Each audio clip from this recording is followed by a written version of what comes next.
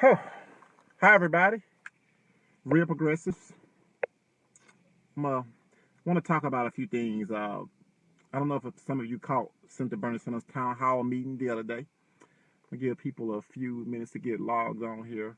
It was a very good town hall. I encourage all of you to actually watch it if you haven't seen it. It was very interesting. It was mainly centered around what happened in the last election cycle. That's mainly what it was about. It was about a lot of things like that. Okay. All right. So I don't know if any of you caught Senator Bernie Sanders' town hall meeting the other day, but what they was trying to do was figure out exactly what happened in the last election cycle, what happened and what made people not turn out to vote. And there was a lot of very interesting things that went on in this town hall meeting. Some of it was very frustrating. I'll get to that part later. But the main thing that really stood out to me is there were people that were actually asked uh, who they voted for. That's the cool thing about this meeting. It wasn't just a bunch of people up there who was on the same side. It was actually a panel of people who actually voted for Trump, and they got a chance to ask these people why they voted for Donald Trump. That was the cool thing about it. So they asked this guy. They said, "You voted for Donald Trump, right?" He said, "Yes." And they said, "But you voted for President Obama in 2008 and in 2012." And he said, "Yes, that's correct." And they said, "Well, why did you vote for Trump?" And the guy responded, "Well, because he wasn't Hillary."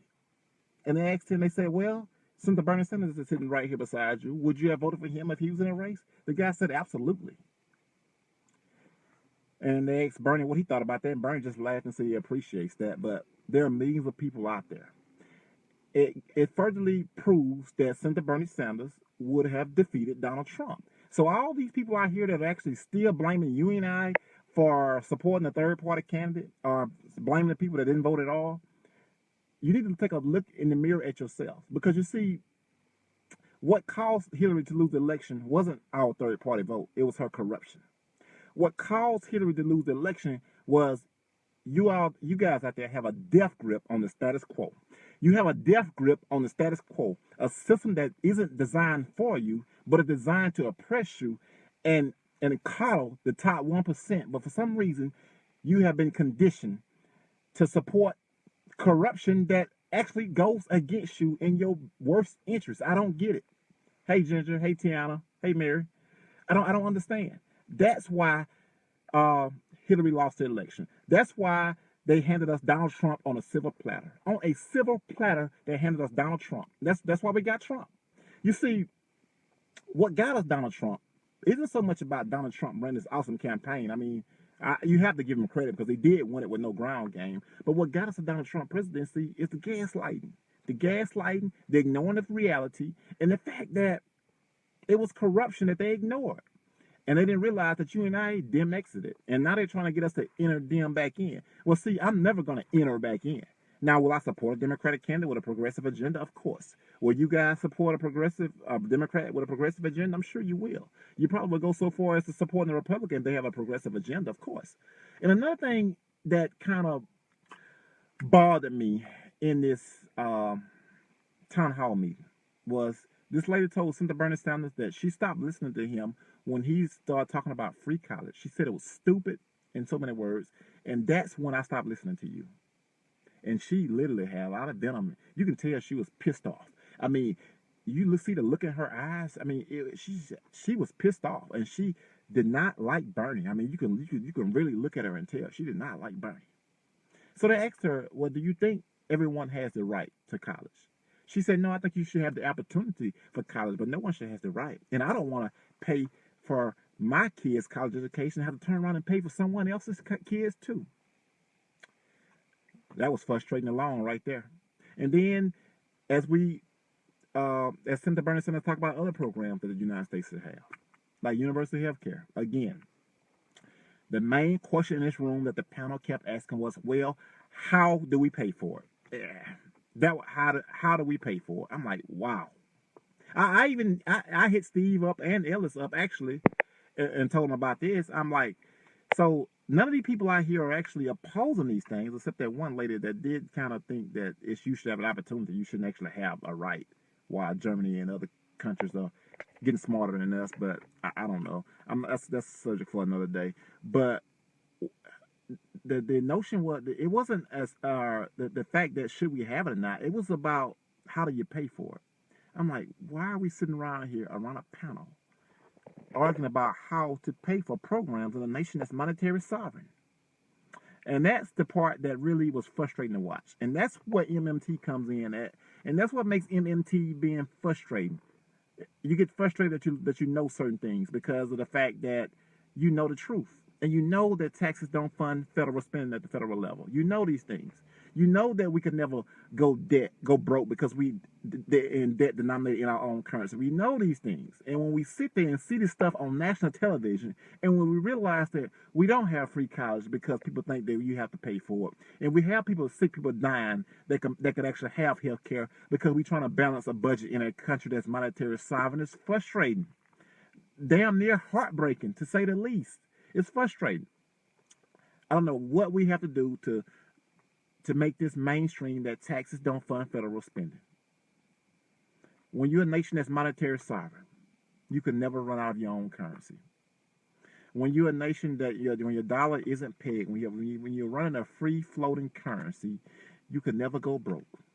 As Randall Ray put it, borrowing your own currency would really literally make no sense. As Randall Ray states, actually, borrowing your own currency would be the equivalent to writing an IOU to your neighbor for a cup of sugar. And then suddenly you realize you needed another IOU. Suddenly you realize you needed another cup of sugar. Randall Ray said, would you actually write another IOU for another cup of sugar? No, would you borrow the same IOU back for another cup of sugar? No, you wouldn't. You would just write another IOU. Borrowing your own currency is something that we just don't do. But we have too many people in our nation that think that we're about to go broke or we're about to be like Greece. I even talked to a conservative once. I said, you know what? You're right. Let's not raise taxes. Let's not raise taxes. You know what?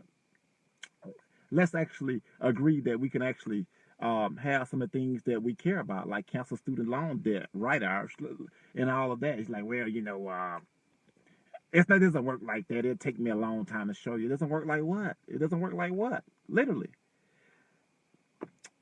Chairman Ben Bernanke has said many times when they asked him while he was on the oath, where do you get the money for the banks? Where do you get the money to pay for the banks? Is that taxpayers' dollars? Ben Bernanke said, no, it's not taxpayer dollars. We just change the numbers in the accounts on the computer. Banks have accounts at the Fed, just like you and I have accounts at the banks. Same thing is like going to a football game. When one team scores 7 points, where did the points come from? Nowhere. Did the other team lose points because one team gained points? No. Are we concerned that in a high-scoring football game that we would run out of points to give to the other team? No, that would be ridiculous, wouldn't it? That's how our elected leaders sound when they say that the federal government is running out of money. You don't borrow something from China that you create that you actually issue yourself. I mean, how stupid would it sound to say, hey, Mr. China, can I borrow some US dollars, please? I guess China says, sure, let me go print them up. Really? It doesn't work like that. But the reason we have so many people dying is because of this worn out ideology that we're still on the gold standard. Stupid ideology and stupid things that, I don't understand. It's like the textbooks. It's like the policy change in 1971 when Nixon took us off the gold standard. When we turned to a free floating currency when we became monetary sovereign. The policy change, but some kind of way the ideology and the textbooks stayed the same. I don't get it. It's like literally they took the textbooks and they left them the same. Can you believe that? That's detrimental, and it should be illegal. It's illegal for your kids not to go to school, right? I mean, you guys out there that have kids, if you don't ever send your kids to school, I mean, you can go to jail, right? Isn't that illegal? So shouldn't it be illegal to teach bad information that is not true? You would think it would be. But the problem is it's coming from the direct top, where so many people on the top think that we're a nation that's broke. I don't understand. I don't really get it. I don't get it. I don't get how we sit back having the same old stupid rants back and forth and arguing over red states and blue states and taxes and things like that. I don't understand why we watching our nation go into shambles. And after all this, they literally come back and not hear nothing that we talked about, not hear nothing that you and I just said. But they hear things like, well, you voted for Trump. That's all you get. Out of everything that I just said, the Hill box will say, well, you voted for Trump, and I didn't vote for Trump. But they say, yeah, you voted for a third party, you voted for Trump. But the fact of the matter is, if you didn't support Senator Bernie Sanders in the primary, you voted for Trump. If you want to go down that road, I'm perfectly fine with going down that road. I can go down that road too. I can go there. And then there's a notion that, well, if we print too much money, it's going to cause inflation. They've been trying to reach inflation. They can't touch inflation. We can print as much money as we want up into the threat of uncontrollable inflation. Really. Right, Mary Jane. Lies our economic teachers told us. We knew something was wrong. We knew something was wrong, Mary, when we were in grade school. When we said, well, if the federal government is just broke, why don't they just print more money? And the teacher told us, well, you have to have so much gold to back it up. Mind you, we took it off that in 1971. I was born in 1985. So for me to be old enough to ask that question, you got to think it's somewhere late 90s or early 2000s. And that's where we are. Where we study sending bad information to our kids, creating new and more of the same problems to cycle over and over again. There will be new politicians that we're raising up now that are going to be talking about cutting spending and balancing budgets in a nation that's monetary sovereign. They're going to be talking about how we need to cut Social Security, cut welfare, cut the working poor to balance a budget for our country that's monetary sovereign, when the dollars that they're actually cutting away from these people go nowhere, destroyed, into the shredder. Economic treason. It's not right. It's not right. We can actually have cured so many different diseases. We could have created an army of new scientists. We could do a lot more things than what we're doing. But we're gonna sit on our hands, I don't know, and let Russia or Germany or someone go to Mars first. I guess that's what we're trying to do. And then all of a sudden, we're going to want to get out there and do shit then. I guess then. We're going to want to get out there and do things then. Same thing with we don't want to spend money now so it don't hurt poor people. But the minute that the economy goes into a recession, all of a sudden then we want to come out with a stimulus bill then. Then we want to do a stimulus bill. Why not stop the bleeding before it even starts? Why wait till we went into a full blown bleeding mode? Why? I don't understand. I don't understand. I mean, the Republicans, they do it when it comes to the military, but they don't do it when it comes to the 99%. Let me ask you guys a question. How is it? A lot of us has been Democrats, and I've been guilty of this. How is it that Republicans, when they're in office, they never worry about the national debt? Not really. They blow the debt like crazy on the military, right? I mean, we know these things. We know these things. But some kind of way, when Democrats get in office, they convince Democrats that they should have to cut the deficit. And they do. I don't get it. I've even been on record bragging about how much the national debt has fallen at a faster rate since World War II, before I was awake. So that's the part. They spend a lot of money on the military when they're in there. But when we get in there, when Democrats get in there, Republicans some kind of way hoodwink them into thinking that they got to cut the deficit. And it hurts the economy. I don't understand. When the recession that happens to George W. Bush, it happened because of President Clinton. He cut the deficit. He balanced the budget in an economy that's monetary sovereign. He cut welfare. He took money out of the pockets of the working poor in a country that's monetary sovereign. It's ridiculous. It's sad. We're not proposing any new policies. This is what's already on the books that we're just not following properly. Destroying the economy. You guys remember the Simpson Bowles plan? What they was talking about cutting $4.1 trillion over the next 10 years. Or was it $4.1 billion out of the economy over the next 10 years? The 4.1 trillion over the next 10 years. You guys remember that? They were really talking about actually pushing that through. Really. And most people hear that thing, they think it's a good thing, but it's not. But if you turn the question around and say, okay, I want to cut $4.1 trillion out of non-government out of non-government surpluses over the next 10 years. And then you would say, well, why do you want to do that? Same thing. You want to cut the deficit by $4.1 trillion over 10 years. But if I came and you said, hey, I want to cut $4.1 trillion out of the economy over the next 10 years, you guys would be saying, Kendall, you're crazy. Really, what are you talking about doing? It's the same exact thing. It's just the way that you word it. It's the way you hear it.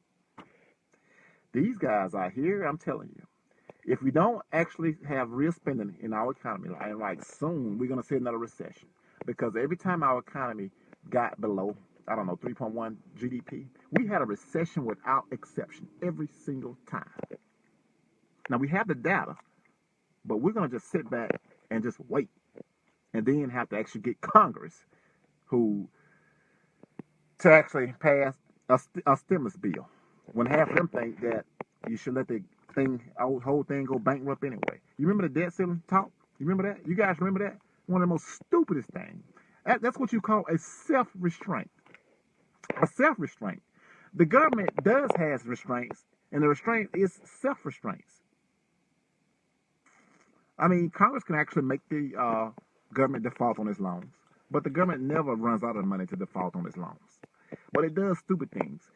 Put the stupid sequester cuts. You remember the sequester cuts? That's because we have people that think that for some reason our federal government is ran like our household. I don't understand. I don't get it. I mean, these people are, like I say, they commit economic treason year after year. Year after year. That's what we are. And the Democrats out there, the Hillbots out there, you would think that you can bring them over. You would think. They too busy out there carrying the water for their master. I hate to say it like that, but what I mean by that is the people that are screwing them over the most are the people that they protect. That's the part I don't understand. That's the people that they protect. Everything I just said, they will argue against it and say, well, you can't do this and you can't do that. And they don't think that they can have nice things, but they think that the top 1% are obligated to have nice things at the expense of them. I don't. That's the part I really don't understand. They actually are opposed to themselves having nice things. They don't believe in themselves having nice things, but somehow, some way, they agree with them being screwed over. So those at the top can have nice things. I don't. That's the part I never really understand with them. I'm like, whose side are you guys on? I mean, are you on your side of yourself, or are you on the side of your oppressor? That's the part. Are you on the side of yourself, or are you on the side of your oppressor? Well, I can tell you this election cycle, they showed us that they were on the side of their oppressors. And they were going to protect their bosses, their people at any chance. And they were even willing to unfriend you and I to get that done. That's what they were. They were willing to do that. It was like, how dare you talk about them? How dare you not vote for the Democratic Party? We got to stop Trump. You got to vote for the Democratic Party because you got to stop Trump. And then the way they coddled and made excuses for Hillary corruption was so egregious that it was just sickening. Sickening. I don't know. It's discouraging. It's discouraging when I see people out there that should be fighting for themselves or fighting for the things that that's going to help them, but they oppose those things and support the things that are actually going against them and oppressing them. I'm going to close with this. A lot of you guys probably heard the interview when Malcolm X was asked about Goldwater, and Malcolm said, well, if Goldwater ever become president, African Americans and minorities and everyone else would have to stand up for themselves in a way that they never have before. Because you see, because Goldwater can't hide his racism. Goldwater can't pretend to be your friend. Meaning, in other words, is we don't have to worry about people being asleep at the wheel. We don't have to worry about people being asleep and co-signing BS because they're going to be awake and wide awake and seeing what's going on. So with Donald Trump being president, you can see how the two could actually parallel. And you can see how now that they can actually get out there and fight in a way and unite in a way that they never have before. Because they're going to be able to see the things that Trump doing, which would probably been the exact same thing that Hillary would have been doing, but they wouldn't have been able to see it then because she's a dim, you know. Because they vote blue no matter who, you know. That's what they said. That's what they said. They said they're gonna vote blue no matter who. I don't mean to make fun, but you know, you guys got us Trump. You hand them to us on a silver platter. Own it. Stop blaming people that actually stand up for their principles, and blame yourself for not having anything that you stand for. Blame yourself. It was you guys out there that said that you didn't need our vote. It was you out there that said that, you know, Hillary got this wrapped up. It was you all out there that ignored the populists. You all out there ignored Bernie Sanders, said he wasn't a Democrat. You all out there ignored what was popular. Ignored what would have been good for America.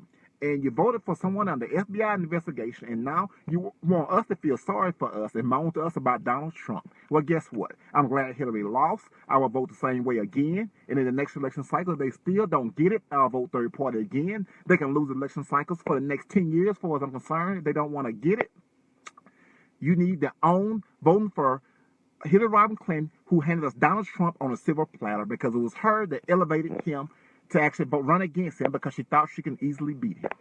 So own it and stop blaming us for it. I'm Kendall Sullivan. I'm just going to leave it there. Have a great day, guys. Merry Christmas, peace, and I'm out.